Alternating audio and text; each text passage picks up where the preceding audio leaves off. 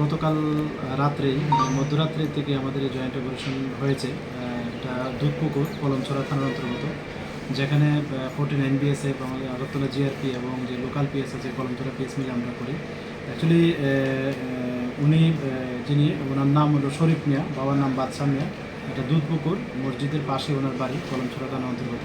Actually উনি যে আমাদের আগরতলা রেল স্টেশনে যারা বিডি ন্যাশনাল আছে অবৈধভাবে, তো এরকম কেসের সঙ্গে, পুরনো কেসের সঙ্গে উনি ইনভলভ ছিলেন এবং আমরা বহুদিন ধরেই মানে কয়েকবার ওনার বাড়ি মানে রেড করা হয়েছে, কিন্তু উনি পলাতক ছিলেন। তো কালকে আমরা খবর পেলাম যে উনি বাড়িতে আছেন, তো এই সুবাদে আমরা জয়েন্ট অপারেশন করেছি। তো আজকে আমরা ওনাকে আমাদের আগরতলা মহামান্য আদালতে প্রেরণ করছি এবং পুলিশ রিমান্ড চাচ্ছি।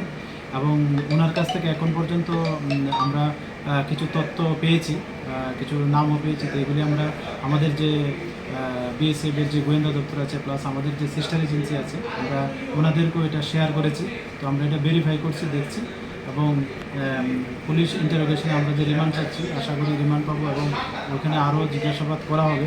তো আমরা দেখছি এগুলি, এবং যারাই এটার সঙ্গে যুক্ত থাকবে বা আমরা কোনো ক্লু পাবো, আমরা অবশ্যই তাদের এগেনস্টে আইনত ব্যবস্থা নেব।